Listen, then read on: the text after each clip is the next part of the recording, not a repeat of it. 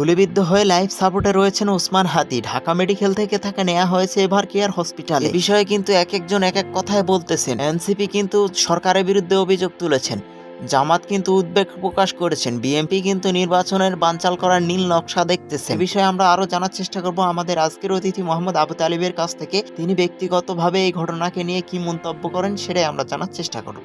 আপনারা জানেন ঢাকা ৮ আসনের এমপি পদপ্রার্থী ওসমান হাদি ভাইকে গুলিবিদ্ধ করা হয়েছে এবং বর্তমান ভাইয়ের অবস্থা খুবই গুরুতর।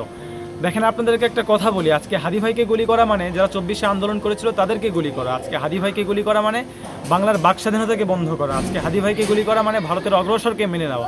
আজকে যদি হাদি ভাই মারা যায় তাহলে আগামীকাল লক্ষ লক্ষ হাদি জন্ম নেবে, আগামীকাল লক্ষ লক্ষ হাদি রাস্তায় নামবে। বিগত দিনে যারা বুলেট বারুদ দিয়ে থামাতে চেয়েছিল থামাতে পারে নাই বা সামনে পারবেও না। দেখেন, একটা চিরন্তর সত্য কথা কি, বাংলাদেশের সঠিক রাজনীতিবিদের জন্ম হয় না, যদি ভুল ক্রমেও জন্ম হয় তাদেরকে বাঁচতে দেওয়া হয় না। অন্যায়ের বিরুদ্ধে বুক ফুলিয়ে কথা বলার সাহস সবার থাকে না। ব্যক্তিগতভাবে বলতেছি যে যারা রাজনৈতিক বিষয়ের কারণে হাদি ভাইকে গুলিবিদ্ধ করার পক্ষে কথা বলতেছে, আমি তাদেরকে মানুষের কাতারে মনে করি না। হাদি ভাইয়ের সুস্থতা কামনা করছি। আসসালামু আলাইকুম।